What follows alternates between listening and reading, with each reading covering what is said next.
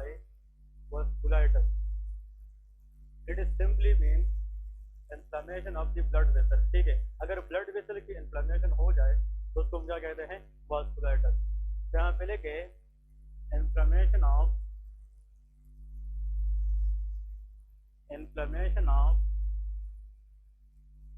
Blood vessel that is known as vasculitis.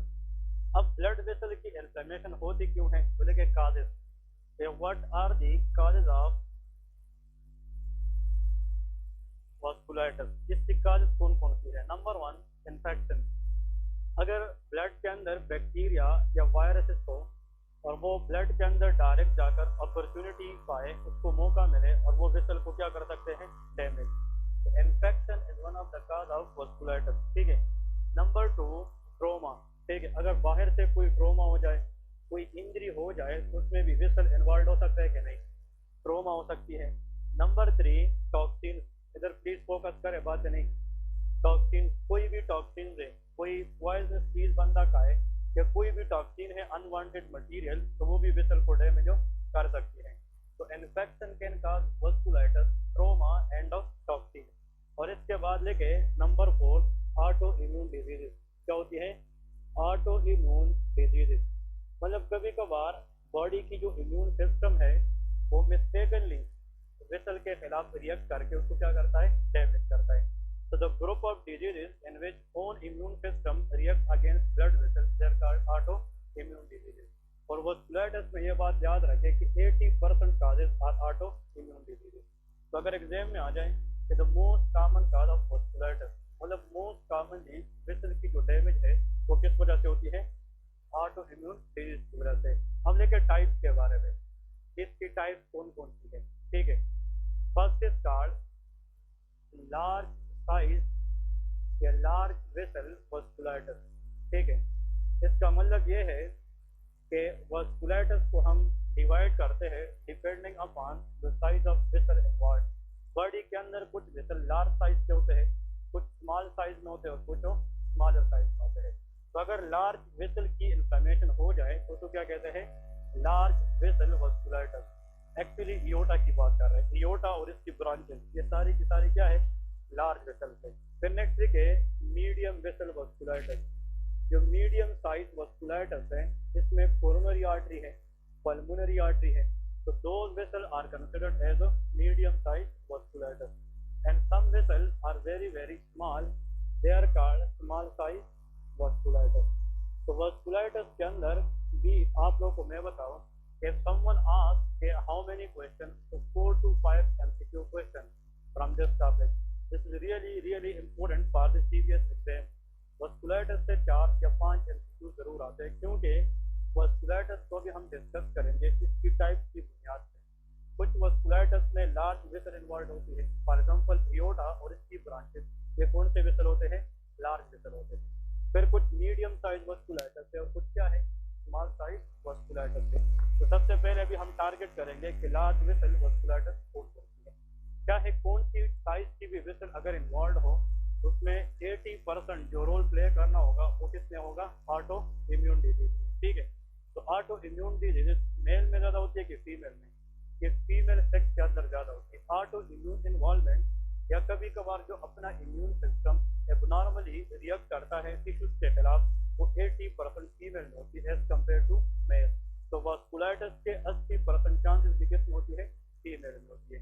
अब यहाँ पे पहला हेडिंग दे दे, लार्ज साइज वास्कुलाइटिस। अभी हम वो पढ़ेंगे जिसमें कौन सा साइज वेसल इन्वॉल्व होगा, लार्ज साइज। लार्ज साइज जो वास्कुलाइटिस है इसमें 2 कंडीशन है। Number 1 temporal arteritis. इसमें नंबर 1 क्या आता है, टेम्पोरल आर्टेराइटिस। देखिए इसमें डिफरेंसेस आप लोगों को बस पता होना चाहिए। टेम्पोरल आर्टेराइटिस और इस तरह एक कॉलम ड्रा करें, लाइन ड्रा करें और डिफरेंशिएट करें या कंपेयर करें। अनदर इज,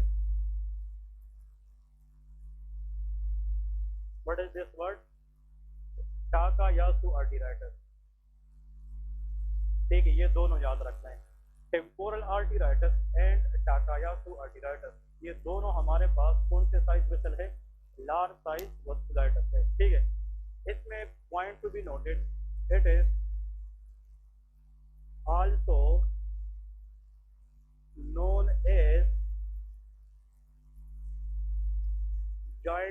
आर्टराइटस, ऐसा है कि नहीं? जो टेम्पोरल आर्टराइटस है इसका दूसरा नाम क्या है? Giant cell arteritis. Giant is the word used for big, मतलब जो सेल बिग होता है साइज में तो उसको क्या कहते हैं? Giant cell. इसमें लिखे it is also known as pulseless arteritis. इसका दूसरा नाम क्या है? Pulseless arteritis. क्योंकि टाकायासु आर्टराइटस पेशेंट में जब हम पल्स चेक करते हैं तो वो बहुत वीक होता है, इतना वीक होता है कि ना होने के बराबर। इस वजह से इसको हम क्या कहते हैं? पल्सलेस आर्टराइटस कहते हैं। तो पहले तो आप लोगों को ये पता होना चाहिए ये जॉइंट सेल आर्टराइटस है और दूसरा क्या है? पल्सलेस आर्टराइटस है। इसमें लिखे टारगेट वेसल। इसमें जो टारगेट वेसल इन्वॉल्व होती है वो कौन कौन सी है? Number 1 temporal artery. इसमें कौन सी आर्टरी की इन्फॉर्मेशन होती है? Temporal artery. इसके तो इसका नाम क्या है? टेम्पोरल आर्टराइटस है। The target vessel to be affected and temporal arteritis called of temporal artery which run near the side of head. देखिए फ्रंटल बोन है, फ्रंटल बोन के साथ साइड पे टेम्पोरल बोन है, फिर पैराइटल है और ऑक्सीपिटल बोन है। तो एक्चुअली हमारा जो फोर हेड है इसकी लेफ्ट और राइट यहाँ पे कौन सा बोन है? टेम्पोरल। और टेम्पोरल बोन के ऊपर जो आर्टरी गुजरती है उसका नाम क्या है? Temporal artery. और उस आर्टरी की इंफॉर्मेशन को हम टेम्पोरल आर्टराइटस कहते हैं। क्लियर है? इसमें लेके target vessel. Target vessel for Takayasu arteritis is aorta. इसमें क्या होता है? इयोटा। इसमें इयोटा मेनली इन्वॉल्व होता है। Aorta is a larger artery arises from the left ventricle. तो टाकायासु आर्टराइटस का मेन टारगेट वेसल क्या है? इयोटा है। और इसका टारगेट वेसल क्या है? Temporal artery. और next target vessel is ophthalmic artery. कौन सी आर्टरी? ऑप्थेल्मिक। तो ये दोनों याद रखना है। लेकिन 80% temporal artery, but if we cannot eat on time, later the problem may go toward the ophthalmic artery. अगर ऑप्थेल्मिक आर्टरी का इशू बन जाए तो फिर blood supply to the retina क्या हो जाएगी? कम, जिसकी वजह से temporal arteritis patient develop blindness. क्या हो सकती है? ब्लाइंडनेस हो सकती है, विजुअल प्रॉब्लम हो सकती है। ठीक है जी। नेक्स्ट देखें इसकी एज ऑनसेट क्या है?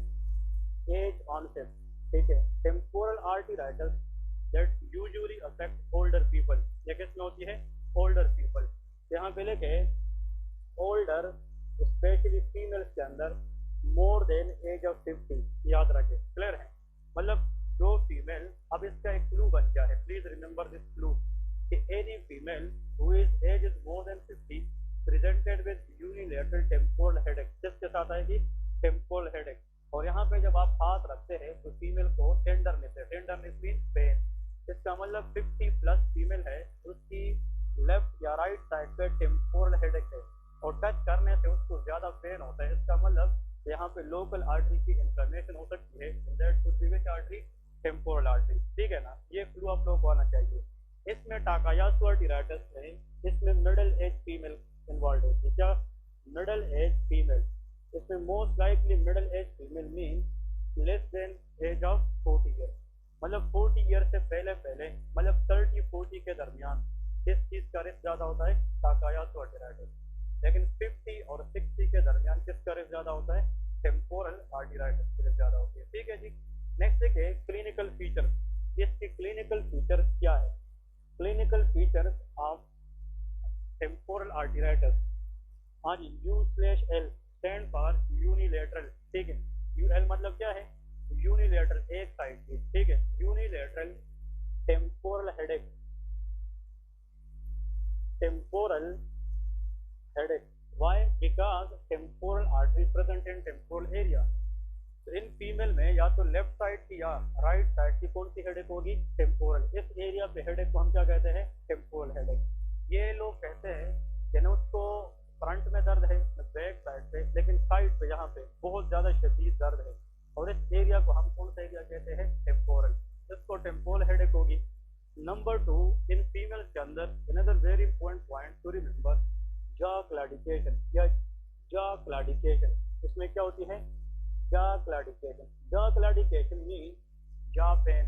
मतलब ये लोग जब भी कोई चीज खाते हैं तो उसको यहाँ पे दर्द होता है। अब देखें आप लोग सारे यहाँ पे टेम्पोरल एरिया पे इस तरफ फिंगर रखे ना, टेम्पोरल एरिया पे फिंगर रखे और कोई चीज चबाए तो यहाँ पे मूवमेंट आती है कि नहीं?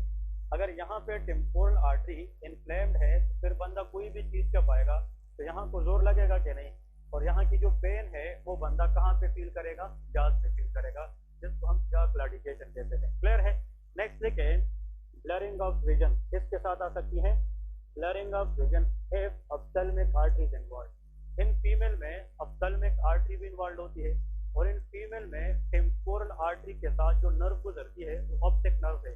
तो ऑप्टिक नर्व सेंसिटिविटी अगर हो जाए, ऑप्टिक नर्व इन्वॉल्व हो जाए, तो फिर भी ब्लरिंग ऑफ क्या होगी, विजन होगी। तो blurring of vision in these people because of ischaemia to retina, because of involvement of ophthalmic artery and involvement of optic nerve, दोनों हो सकती है। इस वजह से इन लोगों को क्या होती है, ब्लरिंग ऑफ विजन। अब यहाँ पे लेकिन दो बातें, ये जो ब्लरिंग ऑफ विजन है ये अर्ली सिम्टम है कि लेट सिम्टम, ये लेट सिम्टम है। अर्ली क्या होगी, मोर than 50 year old female presented with unilateral temporal headache followed by nausea, vomiting and jaw claudication. Think about temporal arteritis. अगर उसको ब्लरिंग भी हो रही है इसका मतलब she came to the clinic very late, वो क्या आई है, लेट आई है, क्योंकि blurring of the vision is one of the complication of temporal arteritis. Clear है। अब इसमें लेके clinical feature, non specific symptom, ये लोग किसके साथ आते हैं, नॉन स्पेसिफिक सिम्टम, मतलब ये जो फीमेल्स होती है टाकायासु आर्टेराइटिस, ये पहले जो आती है सिम्टम के साथ, नंबर 1 नोजिया एंड वोमिटिंग, ये तो किसी डिजीज में हो सकती है कि नहीं, तो नोजिया वोमिटिंग स्पेसिफिक और non specific, non specific symptom. ये लोग आते हैं जनाब फटीग के साथ, fatigability, fatigue is also non specific symptom. Next देखिए, these people also presented with weight loss, किसके साथ आती है, वेट लॉस के साथ।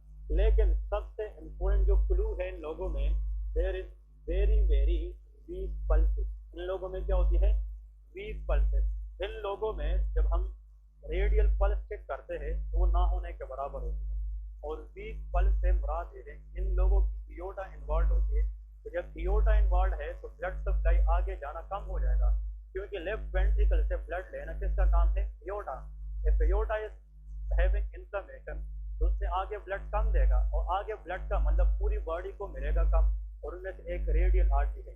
तो जब रेडियल पल्स हम चेक करेंगे तो वो स्ट्रांग होगी कि वीक, इतना वीक होगी कि वो हम रीड नहीं कर सकेंगे, ऐसा लगेगा कि इस बंदे का पल्स है ही नहीं। इस वजह से इसका नाम क्या था, पल्सलेस आर्टेराइटिस है। क्लियर है कि नहीं। तो इसमें सबसे इम्पोर्टेंट बात क्या है, less than 40 year old female होगी फ्रॉम एशियन ओरिजिन, ये मोस्ट लाइकली एशियन लोगों में काम है, एशियन ओरिजिन की फीमेल होगी।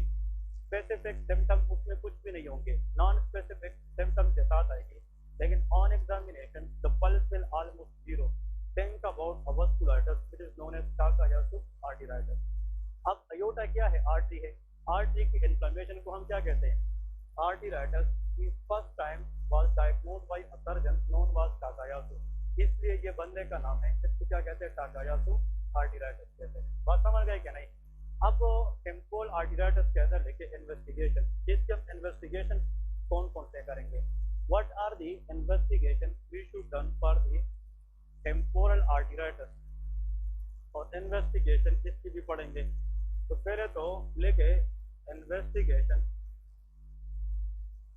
हाँ जी, नंबर 1 हम एक चीज चेक करते हैं ब्लड के अंदर, ESR, ये नाम सुना है, ESR stand for erythrocyte sedimentation rate, इसका नाम क्या है, erythrocyte sedimentation rate.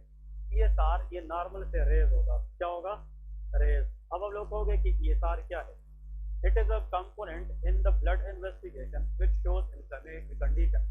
ESR is not specific, जिस बंदे में ESR नॉर्मल वैल्यू से क्या चीज आ जाए, ज्यादा, it's mean there is some inflammatory condition in the body, जिसके बंदे में क्या हो रहा है, इन्फ्लेमेशन।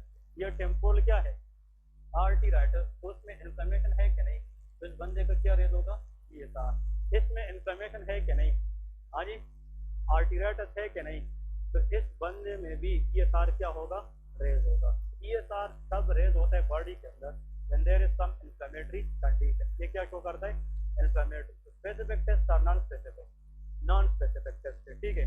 यहाँ पे नेक्स्ट देखिए, ऑन पाल्पेशन, जब हम पेशेंट को पाल्पेट करेंगे तो टेम्पोरल टेंडरनेस होगी, इस पेशेंट में क्या होगी, टेम्पोरल टेंडरनेस। इस बंदे की अगर हम साइड ऑफ द हेड को टच करें तो इस बंदे को पेन होगा कि नहीं, when we touch the patient and the patient feel pain untouched, that is called tenderness. लेकिन इन बंदे को जो टेंडरनेस है वो किस लेवल पे होगी? टेम्पोरल एरिया पे। इस प्लेस को हम क्या कहते हैं? टेम्पोरल टेंडरनेस कहते हैं। इसमें लेके ऑन पल्सेशन, हाँ जी, on pulsation weak radial pulse, ऐसा होगा कि नहीं? इन लोगों की जब हम पल्स चेक करते हैं तो इसमें रेडियल पल्स स्ट्रांग होगी कि वीक? वीक होगी। तो therefore there is weak radial pulse, ठीक है। फिर नेक्स्ट इसमें import MCQs, IOC stand for investigation of choice. IOC stand for investigation of choice. आप लोगों को अगर एग्जामिनर ये बताए कि चलो सारी चीजें छोड़ दे, एक टेस्ट बताए जिससे हम कंफर्म करें इस पेशेंट को टेम्पोरल आर्टेरियाइटिस है, उस टेस्ट का नाम है इन्वेस्टिगेशन ऑफ चॉइस। तो वो क्या है? तो लेके टेम्पोरल आर्टरी बायोप्सी, हम क्या लेते हैं? Temporal artery biopsy. लेकिन ये एक्सपीरियंस बंदा लेगा, क्योंकि आर्टरी के अंदर ब्लड की जो प्रेशर है वो क्या होती है? ज़्यादा, और वहाँ से बायोप्सी लेना एज अ चैलेंजिंग मेथड, लेकिन ये एक्सपीरियंस लोग लेते हैं। जब टेम्पोरल आर्टरी से हम क्या ले लें? बायोप्सी। तो उस बायोप्सी वाली स्पेसिमन को जब हम माइक्रोस्कोप में देखते हैं तो यहाँ पे देखें उसके अंदर हमें इस तरह के सेल नजर आते हैं। तो ये स्मॉल सेल है कि बिग साइज? हाँ जी, देखें इस तरह। अब नॉर्मल ये बायोप्सी हमने लिए, नॉर्मली टेम्पोरल आर्टरी के जो सेल है वो इस तरह अरेंज होते हैं, they are very very small. लेकिन टेम्पोरल आर्टेरियाइटिस पेशेंट में इन सेल की जो साइज है वो नॉर्मल से क्या हो जाती है? बढ़ जाती है, और big size cell called giant cell. इसको क्या कहते हैं? तो बायोप्सी के ऊपर नॉर्मल सेल की जो साइज है वो 2 से 3 टाइम क्या हो जाती है, इसलिए टेम्पोरल आर्टेरियाइटिस का दूसरा नाम क्या था? जायंट सेल आर्टेरियाइटिस है। बात समझ गए कि नहीं? इफ समवन आस्क यू कि टेम्पोरल आर्टेरियाइटिस की जो दूसरी नाम है जायंट सेल आर्टेरियाइटिस, ये किस बेस पे दी गई है? Temporal artery biopsy finding. Clear है? अब यहाँ पे लेके इसके अगर हम मेन पॉइंट देखें तो उसका हम एंजियोग्राफी करते हैं। क्या करते हैं? एंजियोग्राफी। और एंजियोग्राफी विल शो इन्फ्लेम्ड एयोर्टा। ये हमें क्या बताएगी? इन्फ्लेम्ड एयोर्टा। ये हमें ये बताएगी कि जो एयोर्टा है वो इन्फ्लेम्ड है, अंदर से उसकी क्या हो चुकी है? इन्फ्लेमेशन हो गई है। बात समझ गए कि नहीं? अब इसमें जो टेम्पोरल आर्टरी है इसमें लेके कॉम्प्लिकेशन, अगर इसको हम टाइमली ट्रीट ना करें, what will be the complication? देखिए मैंने तो पीएमडीसी एग्जाम भी जब दिए थे, एफसीपीएस भी दिया था, मुझे अगर क्वेश्चन आया है वो ये है, what is the investigation of choice for temporal arteritis? Answer is that is temporal artery biopsy. आप लोग इसको एमसीक्यूज करें, बायोप्सी आईओसी लिखा है ना, इन्वेस्टिगेशन ऑफ चॉइस, ये एग्जाम में आता है। कॉम्प्लिकेशन में लिखे परमानेंट ब्लाइंडनेस, ये क्या करा सकती है? Permanent blindness. मैंने अभी आप लोगों को बताया था इसमें ऑप्थेल्मिक आर्टरी और ऑप्टिक नर्व इन्वॉल्व हो सकती है कि नहीं? ये क्वेश्चन वाइवा में पूछा जाता है कि टेम्पोरल आर्टेरियाइटिस पेशेंट अगर एक दफा ब्लाइंडनेस में चला जाए, इट शुड बी रिवर्सिबल और इरिवर्सिबल। दैट इज इरिवर्सिबल, इस केस को हम परमानेंट ब्लाइंडनेस कहते हैं। मतलब जो इस्कीमिया की वजह से रेटिना में चेंजेस आती है वो दोबारा रिवर्स नहीं होती। So the most lethal complication of temporal arteritis is permanent blindness. ठीक है? हाँ जी।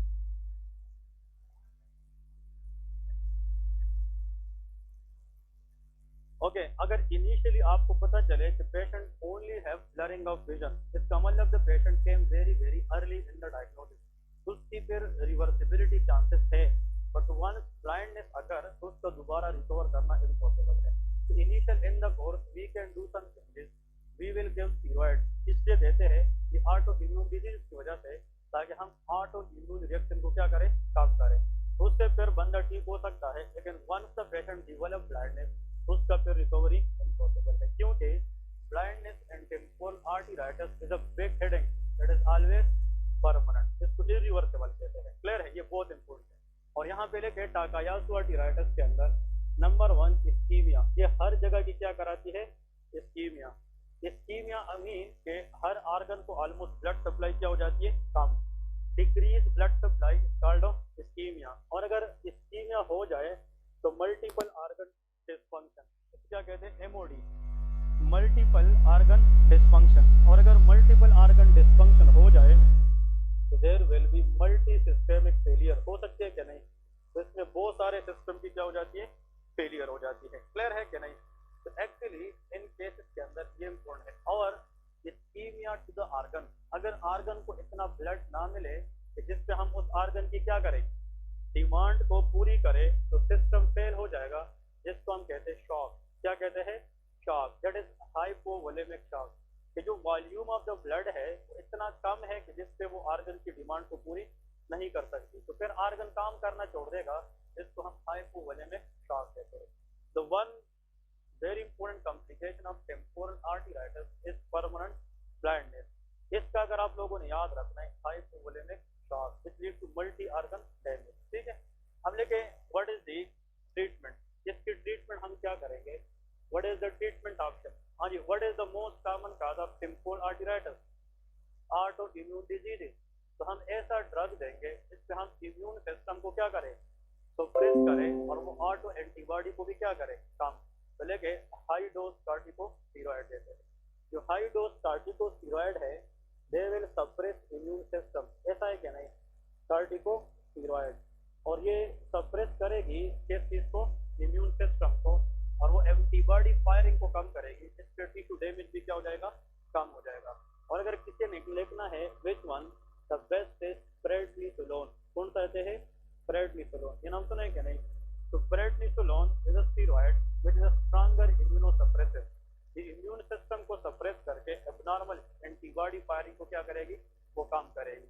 और नेक्स्ट देखें एनर्जेटिक देते हैं, कहते हैं energetic because this patient has severe temporal tenderness, इसको पेन है यहाँ पे, इसलिए। और इन लोगों को जब हम देखते हैं तो यहाँ पे इन लोगों की एक बहुत ज़्यादा जो वेसल है वो यहाँ पे प्रोमिनेंट हो जाती है, और इसमें पल्सेशन होती है, क्योंकि temporal artery become high pressurise, और उसमें जो ब्लड फ्लो होगी वो हमें पल्स की तरह से नजर आएगी। क्लियर है कि नहीं?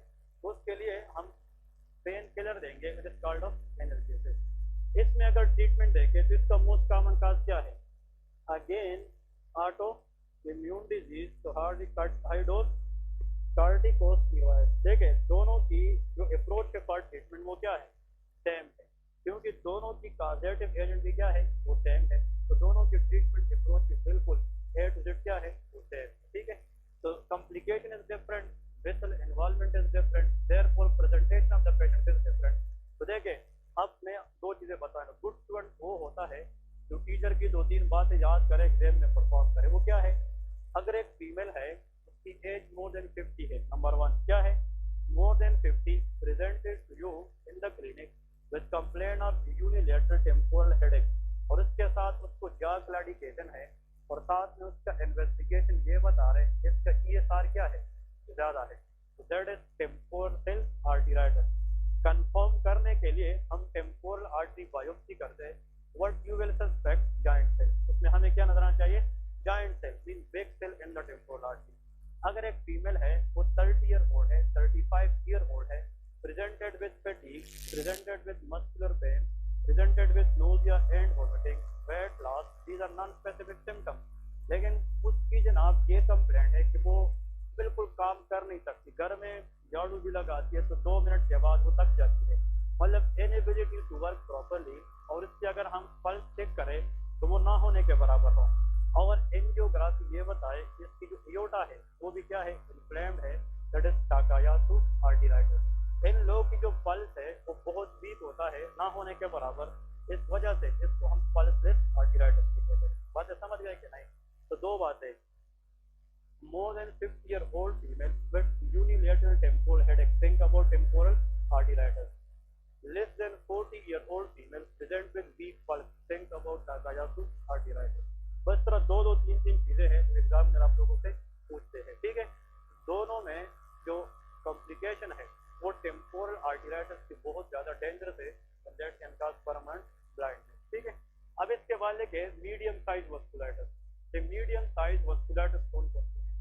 ये दोनों जो अभी तक हमने पढ़े हैं ये कौन से थे, लार्ज साइज वस्कुलाइटिस। इसके बाद है मीडियम साइज वस्कुलाइटिस, जो मेन इंपॉर्टेंट है वो याद रखने हैं। ठीक है, मीडियम साइज वस्कुलाइटिस,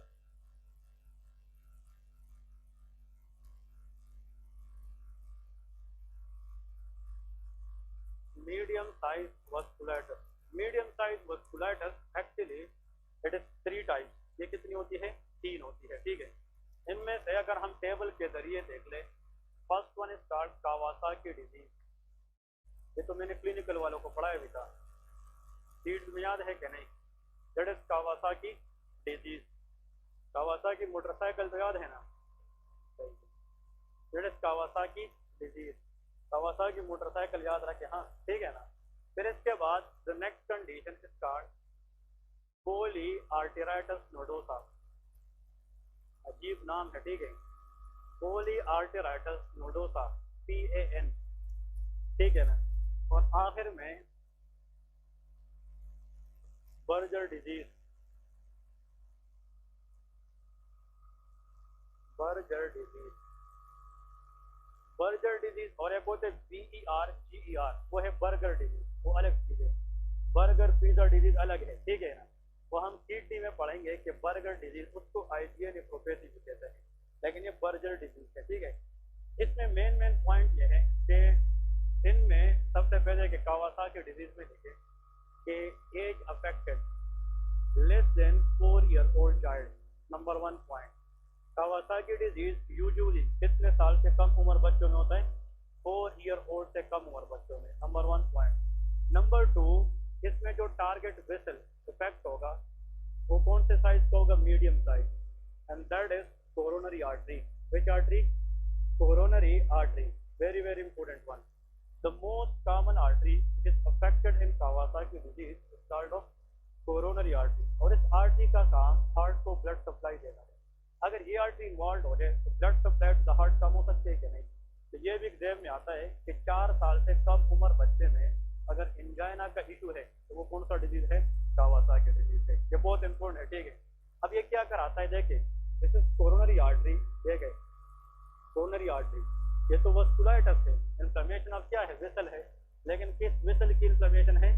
कोरोनरी। अगर इसकी इन्फ्लेमेशन हो जाए तो ये जो वेसल है ये फिलअप होगी क्या नहीं?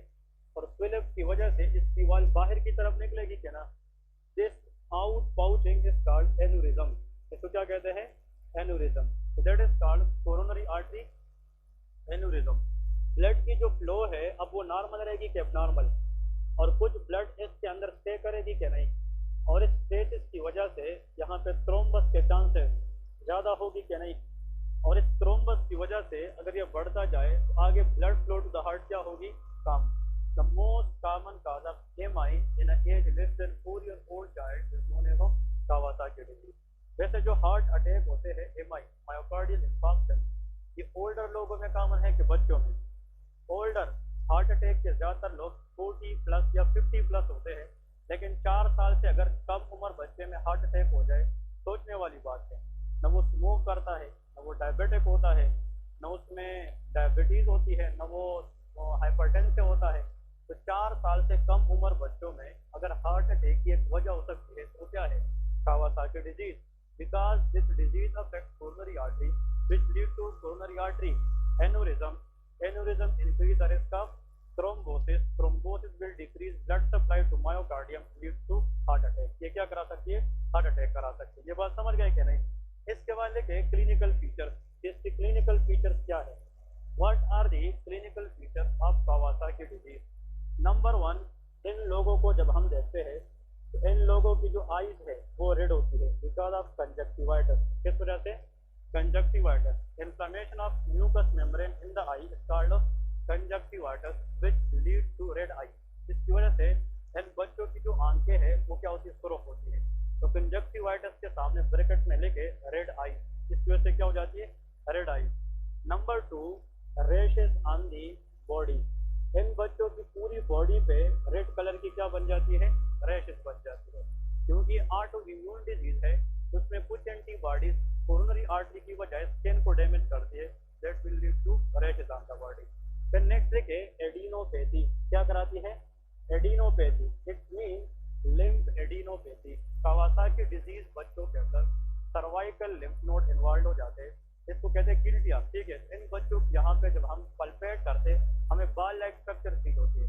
लिम्फ नोड हर एक बंदे में है, लेकिन लिम्फ नोड नॉर्मली पल्पेट नहीं होते until unless there is no pathology. तो कावासाकी डिजीज के अंदर the group of lymph node to be affected most likely is cervical lymph node, जिसको हम कहते हैं एडिनोपैथी। सामने ब्रैकेट में लिखे पेनफुल सर्वाइकल लिम्फ नोड। इन बच्चे की जो सर्वाइकल लिम्फ नोड है इसको जब हम टच करते हैं तो बच्चों को दर्द होता है।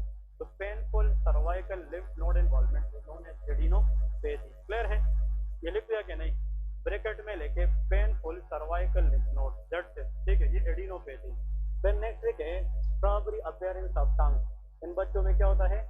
Strawberry appearance of tongue. इसका मतलब ये है कि इन बच्चों की जो टंग है इसकी एग्जामिनेशन हम करते हैं, that look like strawberry appearance, very red colour. ठीक है, इसकी जो टंग है, अभी क्लास के बाद कोई भी बंदा strawberry appearance of the tongue Google करे और इसकी इमेज ग्रुप में डाल दे। ठीक है, तो एक्चुअली जो स्ट्रॉबेरी है इसमें रेड टंग होता है और इसके ऊपर इस तरह दाने की तरह इस तरह डॉट होते हैं, जिसको कहते हैं स्ट्रॉबेरी अपीयरेंस ऑफ टंग। इसमें क्वेश्चन पूछूंगा लेकिन आखिर मुझे फिर याद कराए। ठीक है, फिर आखिर में लिखे हैंड एंड फुट इन्वॉल्वमेंट। इन बच्चों की जो हाथ है और फुट है ये भी रेड हो जाते हैं, तो हैंड एंड फुट इन्वॉल्वमेंट। और आखिर में लिखे हाई ग्रेड फीवर। इन बच्चों में क्या होता है? हाई ग्रेड फीवर होता है, high grade fever. Actually this fever should there for more than 5 days. 5 दिन से ज्यादा का बुखार होना 4 साल से कम उम्र बच्चे में हाई ग्रेड फीवर के सामने लिखे फॉर मोर देन 5 डेज। मतलब ये बच्चे जब लेके आते हैं पेरेंट्स को, कहते हैं कि इस बच्चे को बुखार है पिछले 5 दिन से 6 दिन से, हम पेनाडोल भी दे रहे हैं, पैरासीटामोल भी दे रहे हैं, फीवर की स्पाइक थोड़ी बहुत कम होती है फिर बढ़ जाती है, लेकिन उसके साथ साथ आइज भी रेड होंगे, इसके साथ साथ टंग भी स्ट्रॉबेरी अपीयरेंस होगी और यहाँ पे लिम्फ नोड भी टेंडर होंगे, इन्वॉल्वमेंट होगी, और हाथ पैर देखेंगे तो उसमें रेशेज होंगे, हैंड एंड फुट इन्वॉल्वमेंट होती है। ये सारी चीजें अगर हम कंबाइन करें तो इससे हमें कौन सी डिजीज बनेगी? Kawasaki disease. क्लियर है? मैंने आप लोगों को बताया था ना, कावासाकी मोटरसाइकिल पे बच्चा तेज जाएगा तो उसकी आंखें सुर्ख हो जाएगी कि नहीं? ठीक है ना कि नहीं? हवा की वजह से। और जब सर्दी में निकलेगा और फिर वापस आएगा उसको बुखार चढ़ जाएगा। ठीक है, हाई ग्रेड फीवर हो जाएगी। अब दूसरी बात है कि वो तेज चलाएगा, सर्दी का मौसम है, ग्लव्स भी नहीं, जुराब भी नहीं है, तो हाथ पैर भी रेड हो जाएंगे। क्लियर है कि नहीं? एक्चुअली कावासाकी डिजीज है, अगर आप मोटरसाइकिल के साथ बच्चे को कोरिलेट करें तो उसकी सिम्टम बन जाती है, इसको हम कहते हैं क्रैश। और ये जो बच्चे उसको तो चलाना आता नहीं है, तो या खुद को क्रैश करेगा या मोटरसाइकिल को क्रैश करेगा। ठीक है ना? तो CRASH, C for conjunctivitis, R for what? Rashes, A for adenopathy, S for strawberry appearance of tongue, hand and foot involvement. और बर्न का मतलब ये था, क्रैश बर्न, ये वर्ड भी याद रखें। बर्न का मतलब हीट होता है ना, बर्न, कोई चीज जल जाए तो वहां पे हीट होता है, और हीट का मतलब टेम्परेचर क्या होगा? ज्यादा, it's too high grade fever. Fever का मतलब बर्न है। तो crash burn in a 4-year-old child, think about which disease? Kawasaki disease. ठीक है, अब इसमें लिखे इन्वेस्टिगेशन। इसकी इन्वेस्टिगेशन क्या है? कावासाकी डिजीज बच्चों में इन्वेस्टिगेशन क्या है? ESR। क्या? ESR that should be high. हम बस सिर्फ ESR करते हैं। 4 साल से कम उम्र बच्चे में अगर ये चीजें आ जाए तो प्रैक्टिकली हमें पता चलता है कि इन बच्चे में कौन सी डिजीज है? कावासाकी। और टेम्परेचर भी मेजर करेंगे तो वो 100 से क्या होगा? ज्यादा होगा। ट्रीटमेंट देखें, what is the treatment? Please 2 बात याद रखें, वेरी इंपॉर्टेंट। एक तो हम देते हैं इंट्रावीनस इम्यूनोग्लोबुलिन, फिर सुन ले IVIG स्टैंड फॉर, बात नहीं, IVIG का मतलब ये है इंट्रावीनस इम्यूनोग्लोबुलिन। ये सिंथेटिक एंटीबॉडी है। क्या है? सिंथेटिक। लेकिन इस बच्चे में जो मेन इशू है वो भी किसने कराई है? वास्कुलाइटिस का मोस्ट कॉमन काज ऑटो इम्यून है। तो इस बच्चे का जो मोस्ट कॉमन मसला है वो तो भी एंटीबॉडीज है, कि अपनी इम्यून सिस्टम की गलती से इन बच्चे की कौन सी आर्टरी डैमेज हुई है? कोरोनरी। ये इन्फेक्शन है कि ऑटो इम्यून? ऑटो इम्यून है, एंटीबॉडी का मसला है। और हम बाहर से क्या दे रहे हैं? IVIG। ये भी क्या है? एंटीबॉडी। तो फिर मसला बढ़ेगा नहीं क्या? हाँ जी। मेरा क्वेश्चन ये है कि वास्कुलाइटिस मीन चाहे वो कोई भी चीज हो, वास्कुलाइटिस के जिम्मे आता है सारा के नहीं? मेजॉरिटी वास्कुलाइटिस और ऑटो इम्यून डिजीज इस वजह से होती है कि इम्यून सिस्टम एबनॉर्मली रिएक्ट करना शुरू करता है अपने नॉर्मल टिश्यू के खिलाफ, जिस वजह से वो टिश्यू डैमेज हो जाती है। तो हम इस बच्चे को तो बाहर से भी एंटीबॉडी दे रहे हैं, और चाहे मसला भी किसने किया है? एंटीबॉडी। तो मसला नहीं बढ़ेगा। एक मिनट, हाँ सलाउद्दीन बता। Very good, this is the answer. जो एंटीबॉडी डैमेज करा चुकी है वो बॉडी की नेचुरल है और ये सिंथेटिक है। अब ये सिंथेटिक जो है ये नॉर्मल टिश्यू को डैमेज नहीं कर सकती, लेकिन ये जरूर करेगी कि इम्यून सिस्टम से फर्दर एंटीबॉडी प्रोडक्शन को कम करेगी। तो नेचुरल एंटीबॉडी की प्रोडक्शन कम होगी और ये एंटीबॉडी नॉर्मल टिश्यू पे अटैक नहीं करेगी। Therefore it's the best treatment for which disease, Kawasaki disease. और आखिर में लेके एस्पिरिन देते हैं। क्या देते हैं? एस्पिरिन। इसमें पैरासीटामोल नहीं देते, एस्पिरिन देते हैं। अब लेके सामने aspirin has anti platelet action. ये क्या है? Anti platelet. ये ब्लड को थिन रखेगी और थ्रोम्बस की चांसेस को कम करेगी। तो aspirin in Kawasaki disease patient decrease heart attack chances. Aspirin has anti platelet action. ये ब्लड को थिन रखेगी तो थ्रोम्बस के चांसेस क्या होगी? बताया ना शाबाश, बात है नहीं? बिल्कुल। फिर मैं क्वेश्चन पूछूंगा, जो बंदा बेड के बिना सीखे तो फायदा नहीं। क्लियर है? इसका मतलब यह है कि एस्पिरिन एक ऐसा ड्रग है, ये प्लेटलेट को आपस में एग्रीगेट होने से बचाएगी। तो अगर थ्रोम्बस बनेगी तो उसमें तो प्लेटलेट का रोल होता है, लेकिन एस्पिरिन क्या करेगा? ये थ्रोम्बस को बनाने से रोकेगा ताकि हार्ट को ब्लड सप्लाई मिलती रहे। Number 2, aspirin is antipyretic. ये फीवर को भी कम करता है। एंटीपायरेटिक का मतलब ये है कि ये टेम्परेचर को हाई से क्या करेगी? कम करेगी। और एस्पिरिन इज एंटी इन्फ्लेमेटरी। ये इन्फ्लेमेशन को भी क्या करेगी? कम करेगी। तो याद रखे 3 बातें। Why aspirin is good for Kawasaki disease? Because of 3 action. Number 1, anti platelet, antipyretic and anti inflammatory. इन तीनों वजहों की वजह से aspirin is a good choice for Kawasaki disease. Clear है? लेकिन एक बात याद रखें, कभी कभार कुछ बच्चों में एस्पिरिन देने के बाद ये एस्पिरिन जाकर उन बच्चों की लीवर डैमेज करता है। क्या? लीवर। लेकिन ये हर एक बच्चे में नहीं होता। सिर्फ थ्योरी में याद रखें, एग्जाम में आता है कि some children when take aspirin they will try to damage their liver. और जब लीवर डैमेज हो जाए तो फिर ग्लूकोज की जो स्टोरेज है वो खराब हो जाती है। तो what will happen to glucose level in the blood? Decrease, hypoglycaemia. Aspirin induced hypoglycemia because of damage to the liver is known as Reye syndrome। तो क्या कहते हैं? Reye syndrome। तो ये भी एग्जाम में आता है कि what is the side effect of aspirin in children? Answer is Reye syndrome। It is not seen in all the children, but in a very sensitive children, and Reye syndrome is nothing but this is damage to the liver by aspirin which can cause hypoglycemia। और अगर हमारी brain को glucose ना मिले, can the brain survive? No, क्योंकि rich source of energy for the brain is glucose. तो अगर exam में आ जाए एस्पिरिन से अगर एक बच्चे की मौत होती है तो उसका लीडिंग काज क्या है? हाइपोग्लाइसीमिया। ठीक है? This what all about Kawasaki disease. अब लेके पॉलीआर्टेराइटिस नोडोसा। इसमें एज लेके कि एज क्या है? एज में लेके 20 से लेके 40 ईयर। ये मिडिल एज है कि नहीं? मिडिल एज फीमेल के अंदर पॉलीआर्टेराइटिस नोडोसा के चांसेस ज्यादा होते हैं। इसमें टारगेट वेसल याद रखें, टारगेट वेसल। कौन कौन सी वेसल है जो इसमें अफेक्ट हो सकती है? 1 इज रीनल आर्टरी। कौन सी artery? Renal artery. Renal artery supply blood to the kidney. इसके वाले के pulmonary artery. Which one? Pulmonary नहीं, रीनल आर्टरीज। और इसके वाले के adrenal artery. Adrenal artery, these arteries supply blood to which part of the body? Adrenal gland। Actually चाहे renal artery हम ले लें या adrenal artery ले लें, both are the direct branches of abdominal aorta। ये कहाँ से आती है? abdominal aorta से आती है। तो polyarteritis nodosa से हमारे पास renal artery अफेक्ट होती है, adrenal arteries अफेक्ट होती है, और vessel organ।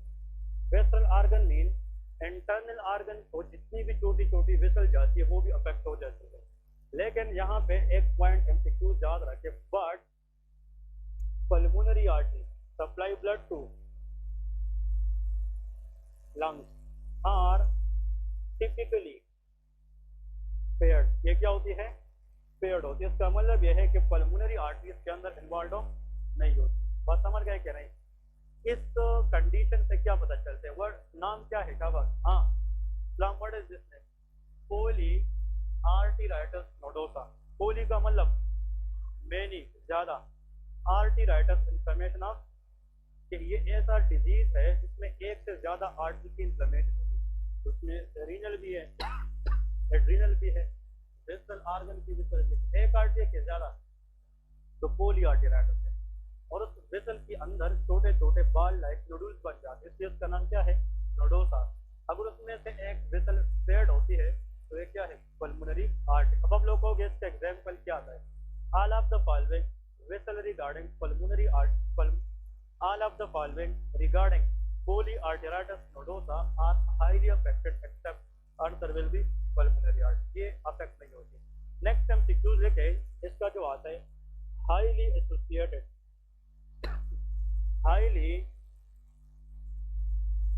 associated with death, answer है हेपेटाइटिस बी, ये सबसे इंपोर्टेंट आता है। देखें कहते हैं जिनको पोलीआर्टेराइटिस नोडोसा होता है और उसमें अगर कोई लीवर डिजीज भी है तो वो लीवर के अंदर क्या हो सकती है, हेपेटाइटिस बी। अब हम लोग ये नहीं कहना, देखें गलत क्या लोग सोचे, आप लोग के ध्यान में ये आता है कि सर ये तो बताए कि how this condition can cause hepatitis B, this condition do not lead to hepatitis B but this condition is only with hepatitis B. कहने का मतलब जिसको पोलीआर्टेराइटिस नोडोसा है और उस बंदे को जिगर का कोई मसला भी है तो जिगर में हेपेटाइटिस ए हो सकता है कि नहीं, hepatitis C, hepatitis D, chronic liver disease, there are a lot of disease in the liver. Polyarteritis nodosa के साथ अगर लीवर की कोई डिजीज लिंक हो सकती है तो हेपेटाइटिस क्या है, बी है। और ये भी अगर मैं आप लोगों को बताऊं कि कितना परसेंट चांस है, 30%। इसका मतलब ये है कि अगर 100 लोग हैं, 100 लोग हैं और उनमें सब में पेन है तो उन 100 में से 30% लोगों को क्या भी होगा, हेपेटाइटिस बी। क्लियर है, ये MCQ है।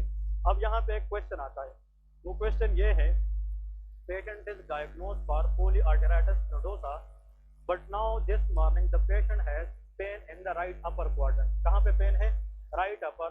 विच of the following liver pathology should be ruled out first, answer will be hepatitis B. बस इस तरह याद रखें, ठीक है ना, ये बहुत इंपॉर्टेंट है। नेक्स्ट MCQ इसमें आता है कि which necrosis is seen in pain stand for polyarteritis nodosa, anyone in the whole class necrosis दिन बताया था कि नहीं, हाँ जिसको आता है raise your hand, हाँ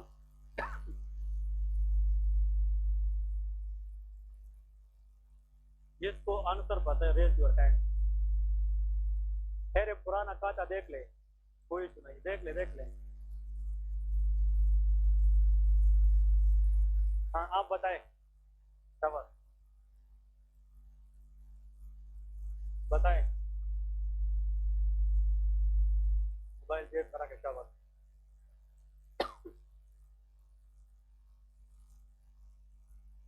हाँ नेक्रोसिस के नाम है काफी में क्या नहीं, किधर जा रहे हो, है कि नहीं, पता नहीं कौन से कॉपी में भी लिखा है, चलो वो छोड़े। How many types of necrosis भी है, 5। कोआगुलेटिव नेक्रोसिस, ये मैंने MI में बताया था आप लोगों को, ठीक है। कोआगुलेटिव necrosis, लिक्विफेक्टिव necrosis, caseous necrosis, fat necrosis और फेब्रिनॉइड नेक्रोसिस, ये पढ़ा था कि नहीं। और मैंने फिर ये बताया था कि any necrosis where primary the damage occurring to the blood vessel, याद रखें वो नेक्रोसिस जिसमें प्राइमरीली वेसल को क्या हो, डैमेज, वो फेब्रिनॉइड नेक्रोसिस है। क्या है, फेब्रिनॉइड। तो ये जो पोलीआर्टेराइटिस नोडोसा है ये तो आर्टेराइटिस है ना, इन्फ्लेमेशन अब क्या है, आर्टरी मीन वेसल का मसला है, जहाँ पे नेक्रोसिस फेब्रिनॉइड होगी। क्लियर है। अब आप लोग कहोगे कि यार ये तो भी वेसल का है, ये भी all vasculitis contain which necrosis, fibrinoid necrosis. ये MCQ याद रखें कि फेब्रिनॉइड, आप लोग की मेमोरी बहुत स्ट्रांग है, ठीक है ना, दैट इज फेब्रिनॉइड नेक्रोसिस। ये क्यों, ये छुट्टियों का साइड इफेक्ट है। क्लियर है कि नहीं। इंसान 2 दिन छुट्टी करे, 30 दिन इसका एक मन नहीं कर रहा होता है। जैसे आज भी लोग आए हुए हैं लेकिन क्लास आने का वो दिल नहीं कर रहा क्योंकि 4 दिन पहले की छुट्टी की है, 2 अपने करेंगे, रिदम में आने से भी 1 महीना चला जाता है, ठीक है ना। मेडिकल स्टडी में जिस तरह नमाज में छुट्टी नहीं है ना, मेडिकल स्टडी में भी छुट्टी नहीं होती। जिस दिन टीचर ना भी पढ़ाए खुद पढ़ना चाहिए। आप लोग के पास मेरे ख्याल में जिसने 3 महीने इधर गुजारे हैं ना, 2-3, जिसके पास इतने काफिया भर चुके हैं, अगर वो बैठ जाए तो मेरे ख्याल में 1 साल वो पढ़ता रहेगा फिर भी उसको याद नहीं हो जाएगा, अगर कोई बंदा पढ़े तो। नहीं पढ़ेंगे तो पूरी ज़िंदगी चलते रहेंगे, क्लियर है, वो कोई इशू नहीं है। आप लोग यकीन करें, अगर आप लोगों ने टाइमली पढ़ना है, और इस दिन की एक बात बता दो, आज जो चीज़ पढ़ोगे इसका सिल आपको 2 3 4 4 साल बाद देगा, वो भी एग्जाम के दिन।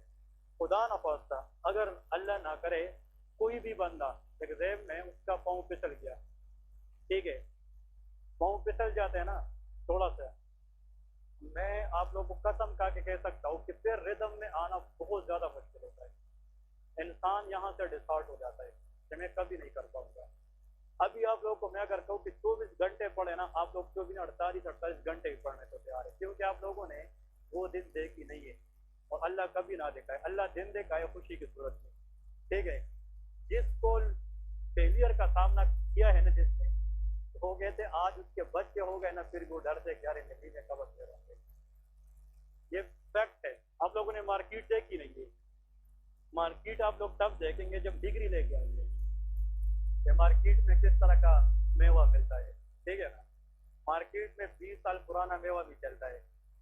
जिसकी ग्रेजुएशन 1998 की है, पता नहीं कि आप लोगों में तो उस टाइम कोई नर्सरी में भी था कि नहीं, पैदा भी हुआ था कि नहीं, 1998 वाला बंदा अभी 2022 में भी बैठ में कोशिश कर रहे हैं। मेरे पास मेरे स्टूडेंट रह चुके यार, मेरे स्टूडेंट रह चुके। मैं एक बंदे की आप लोग को एग्जाम्पल दे रहा हूँ, और मेरे दिल को इसलिए नज़दीक है वो बंदा, वो बहुत मेहनत किया। His name was Jamil Ahmed. अभी मैं डॉक्टर जमील बताऊंगा, ठीक है। ही वाज फ्रॉम सवात, ठीक है। वो एक दिन, आप जानते हो उसको, ठीक है, एक दिन इधर आया, वो बहुत एजेड बंदा है। एक दिन इधर आया तो कहने लगा, सर मैं आपसे कुछ वैसे आपस में इकट्ठा कुछ बोलना चाहता हूँ, मतलब ये कि अकेले में। मैंने कहा ठीक है। हम उधर इस अकेडमी में थे, वेस्टेज वाले में, ठीक है। वो मेरे रूम आया, उन्होंने कहा सर की बात सुनो। क्लास में मैं बैठने के लिए आया हूँ, वो बंदा ग्रेजुएट है बहुत पहले से, एजेड बंदे, मेरे ख्याल में 45 प्लस है वो, ठीक है ना, 50 तक करीब है वो, ठीक है ना। मैं तो सोचा पता नहीं किसी बेटे वगैरह की एडमिशन करने आए हैं, ठीक है ना। मुझे ये कह रहा था कि यार आप मुझसे बहुत छोटे, लेकिन आप मेरे टीचर हैं, मैं आपको एक बात बताऊंगा। मैंने कहा क्या? कहते मैं जब ग्रेजुएट हो गया तो मैं दुबई चला गया। दुबई में उसने काम किया, और कहते हैं कि मैंने करोड़ों रुपए कमाए हैं, ठीक है ना, सब कुछ किया है, कोई चीज़ पे मैं खफा नहीं। लेकिन फिर मैंने बाद में शादी की, बच्चे हो गए, तो फिर मुझे एक चीज़ जहाँ पे सोच आ गई कि यार आप कब तक बाहर रहेंगे, एक दिन तो आएगा कि आप अपनी घर भी तो जाएंगे ना, और घर का मतलब पाकिस्तान जाएंगे और उसमें काम करेंगे, और उसके लिए तो मैं अहल नहीं हूँ, ठीक है। तो उसने कहा कि इस टाइम पे मेरे साथ 8 से 9 एमओ काम करते थे ग्रुप दुबई में, और उस टाइम पे 2019 की बात है, 2 साल पहले की बात है। और वो कहते हैं कि इस टाइम पे मैं पाकिस्तानी 6-7 लाख रुपए कमा रहा हूँ, एक महीने की 6-7 लाख रुपए। कैसे वो मैं तोड़ के आया हूँ, ठीक है, सारी चीज़ें बिल्कुल ख़त्म करके आया हूँ, बिना बताए आया हूँ, ठीक है। लेकिन बस आपका किसी ने नाम दिया था और मैं आपके पास आया हूँ। आपने मुझे पास करने, लेकिन मुझे एक वर्ड भी नहीं आता। एग्जाम में दिन कितने थे? 2 महीने। मैंने उसको बता दिया भाई बात सुने, ठीक है पढ़ना है, अल्लाह कराएगा, लेकिन हम जरिया बनेंगे। उन्होंने कहा सर मैंने पढ़ना है। मैं बात को सिर्फ थोड़ा सा ट्वीट करने की कोशिश करता हूँ। वो दिन रात पढ़ता रहा, उसको बोर्ड नजर नहीं आता तो वो चश्मे लगा के पढ़ता, इससे आप अंदाजा लगाए। और वो इधर आकर बैठ, वो कहते मेरे पीछे लड़कियां भी हंसेंगी, लड़के भी हंसेंगे, लेकिन मैंने पढ़ना है, मैंने डेंड यहाँ से कुछ लेके जाना है। वो फिर सबके साथ ऐसे घुल मिल गया कि सबका वो बस एक बड़ा बन गया, ठीक है ना, गप भी लगा रहा है। उसने पढ़ना शुरू किया। एग्जाम वाले दिन उसने मुझे कहा सर आप दुआ करें इंशाल्लाह मैं एग्जाम में गया, पास हो गया, फर्स्ट अटेम्प्ट पे पास हो गया। स्टेप 2 में आया, स्टेप 2 की जो क्लिनिकल सब्जेक्ट है उसको मैंने कितने वक्त में पढ़ाया? 24 दिन में सारे, और 24 दिन में उसने वो भी क्लियर कर दिया। स्टेप 3 भी करवाया, वो पास हो गया। आज हमसे CPS पार्ट 1 की प्रिपरेशन कर रहे हैं। वजह क्या है? वो डेडिकेटेड था, उसके जहन में एक चीज़ रखी थी कि मैंने टाइम नहीं, मैंने करना है, मैंने एक चीज़ करनी है, तो फिर अल्लाह उसके लिए रास्ते बनाता है, ठीक है। वो कहते हैं ना कि लास्ट जो प्रोफेसर है, डॉक्टर भी है, ये किंग एडवर्ड से वो ग्रेजुएट, वो कहते हैं ये बात जहन में आनी चाहिए, कहते हैं इंसान को समंदर में पत्थर फेंकना चाहिए, लहरें तो खुद बहुत आ जाती है, लहरें खुद क्रिएट होती है, पत्थर फेंकना सबसे मुश्किल काम। आप इंटर तो हो जाए मेहनत की, मतलब एक रात से क्या अल्लाह आपको क्या देता है। तो आज मुझे फ़ोन करते सुबह सवेरे, मुझे एक दुआ भेजता है, मुझे रोज़ फ़ोन करके कहते यार आप पूरा दिन, मैं तो यकीन नहीं कर सकता। और मैं आप लोग बताओ कि उसने पता है क्या, आप उसको कैसे जानते हैं, कज़न है। हाँ इसका देख ये अच्छा मिसाल है, वो ये भी अगर आज बैठे उसकी वजह से बैठा है, तो मुझे बताया होगा। मतलब या फॉर एग्जांपल अगर देखे वो, मतलब मैं उसकी मिसाल क्यों देता हूँ, क्योंकि उसने जो कराए है ना वो हम भी नहीं कर सकते, ठीक है ना। लेकिन अब आई डोंट नो कि इसकी बैकग्राउंड क्या है, वो क्या है, लेकिन जो मेरे सामने उसका हुआ है वो ये था। एजड बंदा है, आप लोगों की उम्र से डबल उम्र है उसका, लेकिन उसने करके दिखाया है। फिर सेदू मेडिकल कॉलेज में उसने हाउस जॉब वगैरह भी की है, ठीक है ना। तो कहने का मतलब ये आप लोग तो सेकंड ईयर में है, फर्स्ट ईयर में है, थर्ड ईयर में है, अभी से इस तरह पढ़ोगे तो आप लोग एफसीपीएस नहीं, आप लोग पता नहीं मार्कशीट भी कर सकेंगे। लेकिन जो बंदा आज आया कल नहीं आया, परसों आया तरसों नहीं आया, मैं गारंटी दे सकता हूँ जो लोग आज नहीं है वो कल बैठेगा, उसको समझ नहीं आएगी कि सर क्या कह रहा है। क्योंकि स्टडी एक ऐसी चीज है ना कि आज का लिंक कल के साथ है, कल का लिंक परसों के साथ है। तो मैं आप लोग को बार बार ये रिपीटेबल इसलिए कहता हूँ, टाइम दे चुके हो, घर छोड़ के आए हो, तो फिर क्लास आया करें। आओगे तो ठीक है, नहीं आओगे तो फिर भी नो प्रॉब्लम। देखिए आप लोगों के आने ना आने से आप लोग की फ्यूचर अफेक्ट हो सकती है, हमारा तो कुछ नहीं जाता, ठीक है ना। कहने का मतलब यह है इसको सीरियस है। तो इंशाल्लाह आप लोग इस पे अमल करें और देखें, फिर अल्लाह जो देगा वो टाइम के साथ होगा कि अल्लाह क्या देगा। लेकिन आज कुछ पढ़ोगे तो कल कुछ करोगे, वरना कुछ नहीं होगा, ठीक है ना। आप लोगों ने सुना है कि कुछ एफएनजी जैसे होते हैं कि वो खुदकुशियां करते हैं, सुना है मीडिया वगैरह पे, वो क्यों करते हैं, उसके माँ बाप नहीं होते या उसके बहन भाई नहीं होते, वो सोसाइटी नहीं छोड़ते। पाकिस्तान में तो सबसे बड़ी फैक्ट ये है, खाओ अपना पियो अपना, बात दूसरों का लाए, ठीक है ना। लोग आपको छोड़ नहीं सकते। आज जो लोग आपको कहते डॉक्टर साहब चलो मैं उठ जाऊंगा, आप बैठ जाए, इस बैठने की जोर बात में निकालते हैं कि सफर कर, आपकी एग्जाम आएगी तो पता चलेगा। उधर जो है ना ये गाँव में जो रेडी लगाते हैं ना, रेडी, उसको ही पता है इस्लामाबाद वाला टेस्ट पास है कि फेल है, ठीक है। तो फिर आप कुछ सोचो क्या होगा, ठीक है ना। हाँ।